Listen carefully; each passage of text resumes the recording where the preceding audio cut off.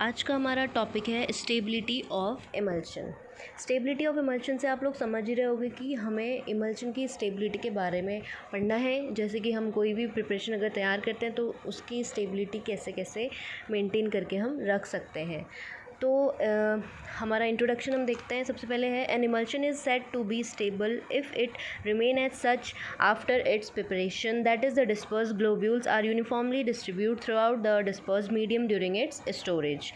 मतलब यहाँ पे सिंपली ये बताया गया है कि इमल्शन को हम तब स्टेबल कहेंगे अगर जो भी प्रिपरेशन हमने तैयार कर रखी है उस प्रिपरेशन के बाद अगर हम उसको स्टोरेज में भी रखते हैं तो वो अपनी प्रॉपर्टीज़ को मेंटेन करके रखता है।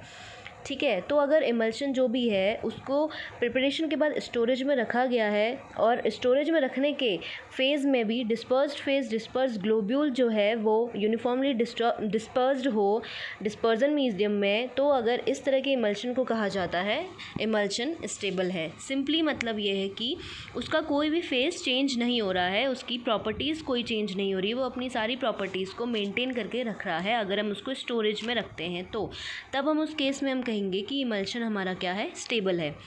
सेकेंड है हमारा the emulsion should be chemically stable and there should not be any bacterial growth during its shelf life. जो इमल्शन है उसमें किसी भी तरह की बैक्टीरियल ग्रोथ नहीं होनी चाहिए, केमिकली स्टेबल होना चाहिए अपनी सेल्फ लाइफ के दौरान। एंड जो इनस्टेबिलिटी ऑफ इमल्शन होता है वो रिवर्सिबल होता है और इरिवर्सिबल भी होता है। तो इसमें कुछ तरह के वेज इंक्लूड हैं इसमें, जैसे कि है हमारा creaming, cracking and phase inversion. Cracking first है हमारा क्रैकिंग को हम क्या करते हैं, cracking means the separation of two layers of dispersed and continuous phase due to the coalescence of dispersed phase globules which are difficult to redispersed by shaking. क्योंकि यहाँ पे बताया गया है क्रैकिंग को हम क्या बोलते हैं, क्रैकिंग हमारा इरिवर्सिबल इनस्टेबिलिटी है और इसको हम कोalescence भी बोलते हैं। तो यहाँ पे बताया गया है कि वो डिफ़िकल्ट होता है रीडिस्पर्स करने में। यहाँ पे लिखा है ना which are difficult to redisperse by shaking. मतलब यहाँ पे ये क्या होता है कि इसको हम शेक नहीं कर सकते, शेक करके इसको दोबारा से रीडिस्पर्स नहीं कर सकते क्योंकि ये डिफ़िकल्ट होता है रीडिस्पर्स करने में शेकिंग में। दैट्स वाई ये एक तरह की इरिवर्सिबल इनस्टेबिलिटी है जिसको रिवर्स नहीं किया जा सकता है। इसमें क्या होता है, जो डिस्पर्स्ड फेज ग्लोब्यूल्स होते हैं उसका कोalescence हो जाता है, वो आपस में इस तरह से जुड़ जाते हैं जैसे कि वो हमें ऐसा दिखता है कि वो इमल्शन क्रैक हो गया है। मीन्स अलग अलग फेज सेपरेट हो जाती है, डिस्पर्जन मीडियम नीचे दिखता है और डिस्पर्स फेज ग्लोब्यूल्स जो है वो एक साथ इकट्ठा होके ऊपर सेपरेट हो जाते हैं और ये शेक करने पे रीडिस्पर्स भी नहीं होते। तो इस तरह के फिनोमेनन को हम बोलते हैं क्रैकिंग। नेक्स्ट है क्रैकिंग। अब है कुछ रीजंस हैं क्रैकिंग्स कैसे कैसे हो सकती है। फर्स्ट है हमारा addition of emulsifying agent of opposite type. अगर हम इमल्सिफाइंग एजेंट ऐड कर देते हैं ऑपोजिट टाइप का तो क्रैकिंग का प्रॉब्लम आ जाता है। सेकंड है हमारा इमल्सिफाइंग एजेंट प्रेसिपिटेट हो गया है तो उस कारण से भी हमारी क्रैकिंग हो जाती है। थर्ड है कॉमन सॉल्वेंट जो है हम उसमें ऐड कर लेते हैं। फोर्थ है माइक्रो ऑर्गेनिज़म से टेम्परेचर चेंज होता है तो उस वजह से भी क्रैकिंग का प्रॉब्लम आ जाता है। क्रीमिंग के से भी क्रैकिंग का प्रॉब्लम आ जाता है। तो ये सारे कॉजेज़ जो होते हैं जिसकी वजह से क्रैकिंग हो जाती है इमल्शन में। ठीक, फर्स्ट था हमारा, हमने बोला था addition of emulsifying agent of opposite type. ठीक, तो हमने क्या किया, ऑपोजिट टाइप के इमल्सिफाइंग एजेंट हम ऐड कर देते हैं तो उसकी वजह से क्या होता है कि हमारा इमल्शन का प्रॉब्लम आ जाता है। तो आप लोग ये देख लीजिए, इसमें आपको समझ में आ जाएगा। तो ये सारे मेथड्स हैं। देन है हमारा फिफ्थ पॉइंट है हमारा चेंज इन टेम्परेचर। इसमें क्या होता है कि जब हम अपना प्रिपरेशन जो भी हम बना रहे हैं वो अगर हम स्टोर करके रखा हुआ है हमने हाई टेम्परेचर पे तो उसकी जो क्या होती है, इमल्शन की जो विस्कोसिटी होती है वो डिक्रीज़ होने लग जाती है और इससे क्या हो जाता है, क्रीमिंग जो हमारा होता है फॉर्म हो जाता है। देन फिर है हमारा बाय क्रीमिंग के थ्रू हमारा जो भी इमल्शन है वो जल्दी से क्रैक्ड हो जाता है। मतलब creaming emulsions are more rapidly crack than other emulsion. Other emulsion के थ्रू जो भी हमारा क्रीमी इमल्शन होगा वो जल्दी से क्रैक हो जाएगा, तो उससे क्या होगा कि हमारी क्रैकिंग की फॉर्मेशन हो जाती है। देन है हमारा क्रीमिंग। क्रीमिंग देखिए, आप क्रीमिंग और कोआलेसेंस में जो है कंफ्यूज मत होना, ठीक है। हम क्रैकिंग को कोआलेसेंस बोलते हैं। तो क्रीमिंग में क्या होता है कि जो डिस्पर्स फेज ग्लोब्यूल्स होता है वो क्या करेगा, सिर्फ ऊपर की ओर मूव करते हैं। डिस्पर्स फेज ग्लोब्यूल्स जो होते हैं वो सिर्फ ऊपर की ओर मूव करते हैं, बट जो कोआलेसेंस में ये जो ग्लोब्यूल्स आपस में जॉइंट हो जाते हैं एंड देन ये क्या करते हैं, अपवर्ड एंड डाउनवर्ड मूवमेंट करना स्टार्ट कर देते हैं। तो इस वजह से क्या होता है कि क्रीमिंग जो है वो टोटली रिवर्सिबल हो जाती है। तो क्रीमिंग क्या है, एक तरह की टेम्प्रेरी फेज़ होती है, फेस प्रोसेस होती है, क्योंकि इसमें क्या होता है, जो ग्लोब्यूल्स है उसको रीडिस्पर्स किया जा सकता है बाय माइल्ड शेकिंग और स्टीयरिंग, तो उससे हमें एक होमोजीनियस इमल्शन फिर से मिल सकता है। बट जो हमने क्रैकिंग में पढ़ा था, क्रैकिंग में हमने क्या पढ़ा था कि वो इरिवर्सिबल प्रोसेस होती है। वो हमारा अगर एक बार जो भी हमारा प्रोडक्ट है वो ख़राब हो गया तो वो दोबारा से हम उसको रीडिस्पर्स नहीं कर सकते। बट क्रीमिंग में हम उसको अगर क्रीमिंग में अगर ऐसी कंडीशन आती है तो हम उसको शेक करके होमोजीनियस इमल्शन हमें फिर से मिल जाता है।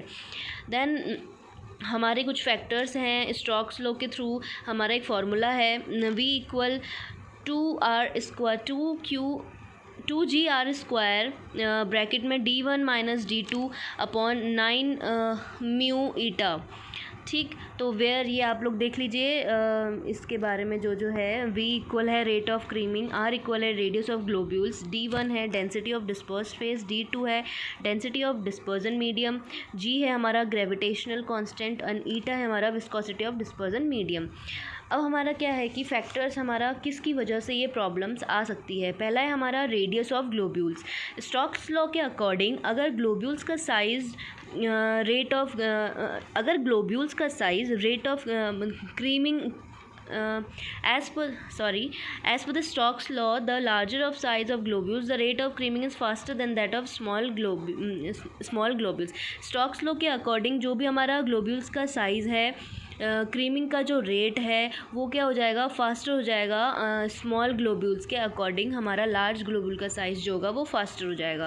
सेकंड है हमारा different density of disperse phase and continuous phase. Stokes law के अकॉर्डिंग जो हमारा डिस्पर्स फेज है एंड जो कॉन्टीन्यूस फेज की डेंसिटी में डिफरेंस है वो बहुत ज़्यादा बढ़ जाता है, जिससे क्या होता है कि क्रीमिंग रेट भी बढ़ जाता है। थर्ड है हमारा विस्कोसिटी ऑफ डिस्पर्जन मीडियम। इसमें क्या होता है कि स्टोक्स लॉ के अकॉर्डिंग डिस्पर्जन मीडियम की विस्कोसिटी इरिवर्सिबल प्रोपोर्शनल हो जाती है क्रीमिंग रेट के। विस्कोसिटी को अगर हम इंक्रीज़ बढ़ाते हैं तो उसमें क्या होता है कि जो ट्रेगाकेंथन मिथाइल सेलुलोज को हम उसमें ऐड करके बहुत ज़्यादा विस्कोसिटी हमें नहीं चाहिए होती है, अनडिज़ायरेबल होती है, क्योंकि इससे क्या होता है कि जो मटेरियल को हम रीडिस्पर्स करने में प्रॉब्लम आती है, जिससे हमारा मटेरियल नीचे सेटल डाउन हो जाता है। तो ये प्रॉब्लम भी आ सकती है। स्टोरेज कंडीशन कैसी होनी चाहिए हमारी, स्टोरेज कंडीशन हमारी क्या होती है, क्रीमिंग रेट हमारा डिपेंड करता है स्टोरेज कंडीशन पे। ऑब्वियसली हमारा जो भी हम कुछ भी प्रिपरेशन अगर हम बना रहे हैं तो हमारा वो स्टोरेज कंडीशन पे डिपेंड करता है, क्योंकि इमल्शन को हम क्या करते हैं, हम कूल प्लेस में स्टोर करके रखते हैं, क्योंकि अगर टेम्परेचर इंक्रीज़ होता है तो विस्कोसिटी रिड्यूस हो जाती है, जिससे जो क्या करता है हमारा क्रीमिंग को लीड करता है। और फ्रीज कंडीशन हम क्रीमिंग के केस में अवॉइड करते हैं, क्योंकि ये क्रैकिंग का प्रॉब्लम हमें दे सकता है। देन आता है हमारा फेज़ इन्वर्जन। फेज़ इन्वर्जन क्या होता है, हमारा ये एक टाइप का ये जो इमल्शन का टाइप है ये ये है हमारा water in oil type emulsion होता है, जो ये चेंज हो जाता है oil in water type emulsion में, ठीक है। इस तरह के फिनोमिनन को हम फेज़ इन्वर्जन कहते हैं, जिसमें इमल्शन का फेज़ पूरा ही चेंज हो जाता है। और फेज़ इन्वर्जन से आप लोग समझ रहे हैं, फेज़ इन्वर्जन मतलब इसमें इमल्शन का पूरा फेज़ ही चेंज हो जाता है। वाटर इन ऑयल टाइप का इमल्शन है तो वो हमारा चेंज हो जाएगा oil in water type emulsion में। अब इसमें कुछ रीज़न्स हैं इसके भी। फर्स्ट रीज़न है by the addition of electrolyte. जब हम किसी तरह के इलेक्ट्रोलाइट का इसमें ऐड करते हैं तो क्या होता है कि जो स्टेबल इमल्शन था, जो वाटर इन ऑयल टाइप का इमल्शन था, वो इलेक्ट्रोलाइट के एडिशन से वो इमल्शन पूरी तरीके से चेंज हो गया ऑयल इन वाटर में।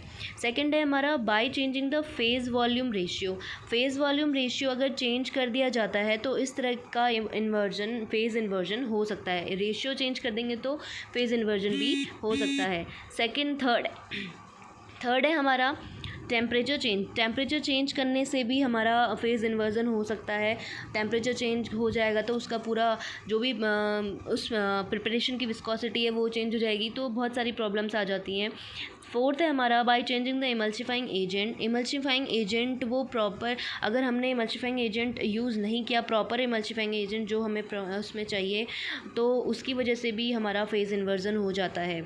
देन इसमें एक इम्पॉर्टेंट नोट ये है, the phase inversion can be minimised by keeping concentration of dispersed phase between 30 to 60%, storing the emulsion in cool place and using a proper emulsifying agent in adequate concentration. मतलब तो जो भी ये phase inversion जो है उसको minimise किया जा सकता है, उसको प्रिवेंट किया जा सकता है अगर कंसंट्रेशन जो है डिस्पर्स फेज़ की वो 30 to 60% रखी जाए। ज़्यादा कंसंट्रेशन नहीं होनी चाहिए डिस्पर्स फेज़ की, सिर्फ उसकी कंसंट्रेशन होनी चाहिए 30 to 60% होनी चाहिए। तो स्टोर जो भी इमल्शन को हम स्टोर करके रखेंगे वो कूल प्लेस पे स्टोर करके रखना चाहिए, क्योंकि फ्लक्चुएशन का प्रॉब्लम ना हो। अगर फ्रीज कंडीशन को अवॉइड ही करना चाहिए। एंड जो प्रॉपर इमल्सिफाइंग एजेंट का यूज़ करना चाहिए, एडिक्वेट कंडीशन में प्रॉपर इमल्सिफाइंग एजेंट का यूज़ करना चाहिए। इन सारी चीज़ों को ध्यान में अगर रखा जाता है तो फेज़ इन्वर्जन का जो प्रॉब्लम है वो हम अवॉइड कर सकते हैं। देन है हमारा कंटेनर में हमारा है कि जो भी इमल्शन है वो हमें ऐसे कंटेनर में पैक करके रखना चाहिए जिसमें एडिक्वेट एयर का थोड़ा बहुत स्पेस हो, ठीक है। देन है हमारा मेटेलिक क्लोजर को हम अवॉइड ही करके रखना चाहिए। देन वाइड माउथ अम्बर ग्लास बॉटल का हमें यूज़ करना चाहिए इमल्शन को स्टोर करने के लिए, क्योंकि वो सुटेबल होते हैं। लेबलिंग हमेशा हमारा सेकेंडरी लेबल हमें हमेशा उसमें लगा के रखना चाहिए, shake well before use. And then है उसका स्टोरेज कंडीशन, स्टोरेज में हमारा जो भी हमारा इमल्शन है उसको हमें एयर टाइट कंटेनर में स्टोर करके रखना चाहिए।